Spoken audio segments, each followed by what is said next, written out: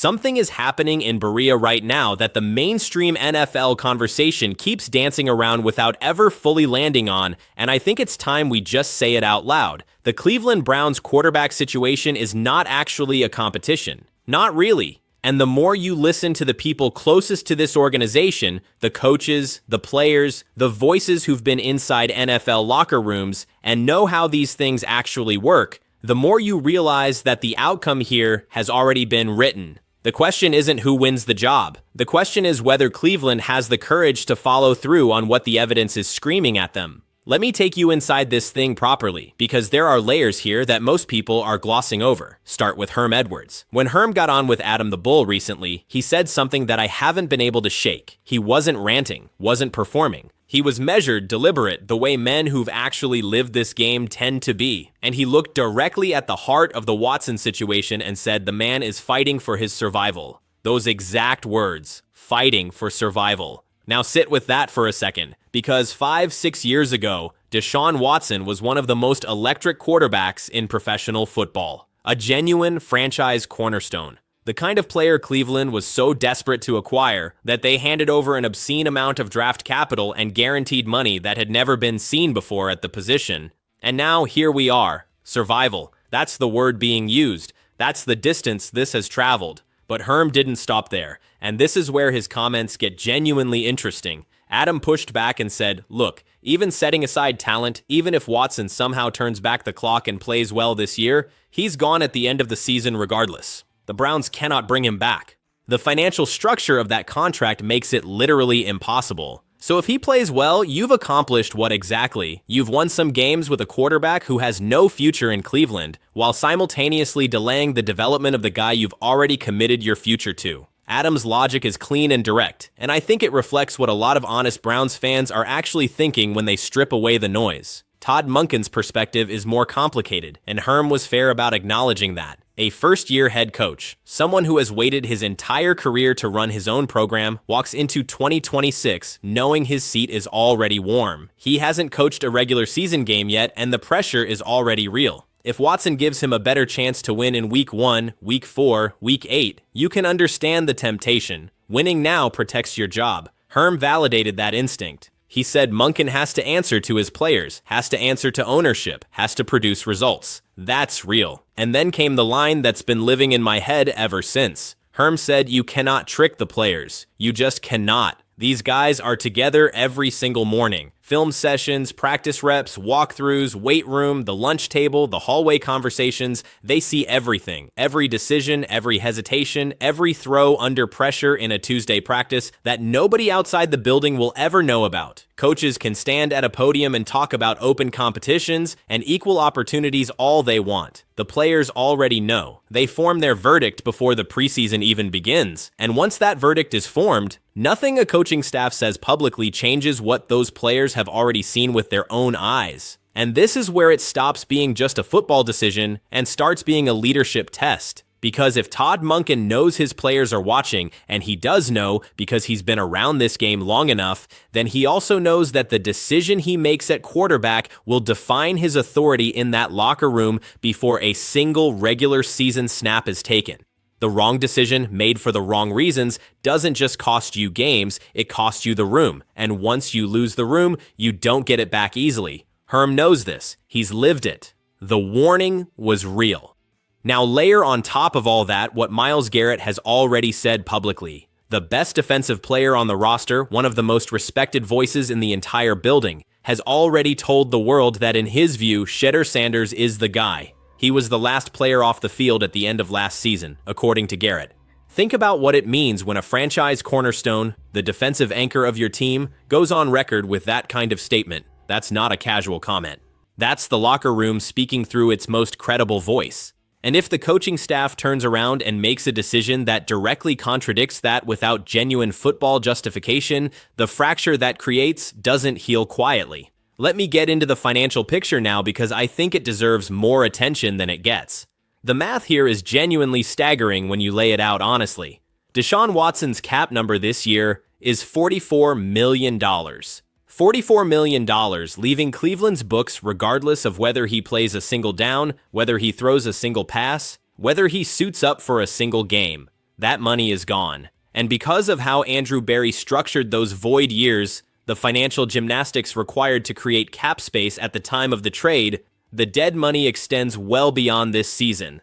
The Browns are still writing checks connected to Deshaun Watson years into the future. They are financially tethered to a quarterback whose ceiling in Cleveland has already been reached and exceeded in the wrong direction. On the other side of that ledger sits Shedeur Sanders, his rookie contract, roughly $4.6 million. That's the comparison. $44 million of sunk cost anchoring one side and $4.6 million of developmental upside on the other. If you're Jimmy Haslam, and Jimmy Haslam is very much a businessman before he's a football romantic, you don't protect sunk costs. You build toward future value. That's fundamental. Wealth isn't created by throwing more resources at decisions that have already failed. It's created by identifying where real value lives and investing there deliberately. The answer in this situation is not complicated if you're willing to look at it without sentiment. Here's what really gets me fired up, though, and this is the part of the conversation I think deserves the most real estate. Because beyond the contracts, beyond the locker room politics, beyond everything Herm Edwards laid out, there's a football argument for Shedeur Sanders in 2026 that is genuinely, legitimately exciting, and G. Bush made it methodically, carefully, without the kind of blind optimism that gets dismissed. He built a real case, and I want to walk you through it. Start with what Shedeur was actually dealing with last year. The Browns' offensive line was a disaster, not mediocre. A disaster. Bottom 3 in the entire league. He was under pressure on roughly 50% of his dropbacks as a rookie. Half the time he dropped back to throw, there was immediate heat coming at him. Stop and really absorb what that number means. You're a rookie quarterback. You're learning a new playbook, learning NFL speed, learning how defenses disguise coverages and disguise pressure in ways that college simply cannot prepare you for. And you're doing all of that while spending half your snaps in survival mode before the play even develops. Any quarterback in the league would struggle under those conditions. Many established veterans would break, and yet Shedeur still showed flashes, still showed the processing ability, the footwork adjustments, the willingness to work through his reads under duress, that told you there was real substance underneath the struggle. Now look at what the Browns did this offseason in response to that. Serious draft capital invested in the offensive line. Real money spent in free agency to upgrade the trenches. G. Bush wasn't claiming this line is suddenly going to be an elite unit. He was measured, and I respected that. He said the floor has been raised. Middle of the road is a reasonable expectation. But here's the thing. If you go from bottom 3 in the NFL to genuinely average in front of a developing quarterback, that isn't a minor adjustment. That's potentially transformative. The game looks different when your quarterback has an extra second. Decisions that were impossible become manageable. Throws that got you killed last year suddenly become completions. The receiver investment matters too, and the Browns went after that position hard. High draft capital spent on wide receivers who come in with first-round expectations attached to them. Jerry Jeudy returning, and what Jeudy said about Todd Monken's offense is something I keep coming back to. Jeudy has played in multiple NFL systems. He's experienced the difference between a scheme that boxes you in and a scheme that sets you free, and his description of Monken's offense was night and day. Not a modest improvement, night and day. Those are strong words from a professional who has the perspective to know the difference. Denzel Boston was echoing the same thing from inside the building, and his perspective carries particular weight because he's actually in it right now. He was describing the complexity of what Monken is constructing. Same formation, same motion, completely different play. And when I heard that, I understood immediately why defenses are going to have serious problems with this system. Think about what it means for a defense that has spent the week preparing for specific tendencies. You've drilled your safeties to rotate a certain way when they see a particular motion. You've told your corners to pattern match based on the formation. You've built your entire week's preparation around recognizing triggers. And then Monken hits you with that same motion, that same formation, and an entirely different concept underneath it. You're reacting to the wrong thing. By the time your defense processes what's actually happening, the play has already broken open and someone is in space. This is the philosophical shift that matters most when you're thinking about what Shedeur Sanders can become in this system. Under Kevin Stefanski, and I want to be fair here because Stefanski did some things well, the offensive philosophy was built around managing risk. Get the ball out fast. Hitch routes, quick slants, protect the quarterback from pressure by getting the ball out before it arrives. It's a conservative framework, and it can work if your running game is dominant and your defense wins you games. But it doesn't build a dynamic passing offense. It doesn't develop a quarterback with the talent to do more. It puts a ceiling on what's possible.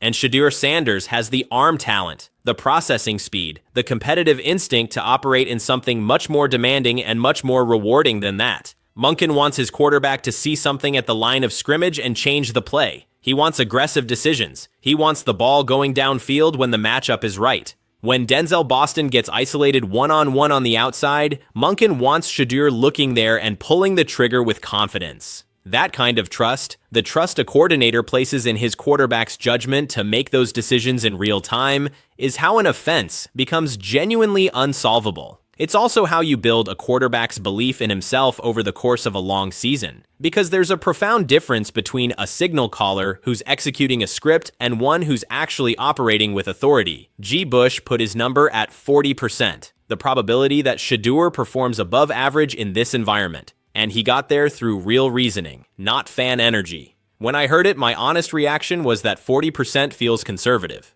Not because I've abandoned analytical thinking, but because when you stack the offensive line upgrade, the weapons investment, the schematic advantages Monken creates, and the trajectory Shedeur was already on despite those brutal conditions last year, 50% feels more honest, maybe more than that. And then there's the second-year leap argument, which is real and documented across NFL history. Second-year players make jumps. It's not a guarantee, but it's a pattern. Harold Fanning entering his sophomore season as a primary target. Jordan Jenkins coming off injury and reportedly looking explosive and noticeably quicker in camp. Jonathan Mingo and Antoine Jr. carrying a full year of NFL experience into their development. None of these guys have proven anything yet at the highest level. I'll say that clearly, but the trajectory across this roster is pointed upward. An upward trajectory combined with a better offensive line and a smarter scheme is how above-average quarterback play gets created. The thing Shedeur himself said that landed hardest for me was about the learning process. He talked about those first days of rookie minicamp.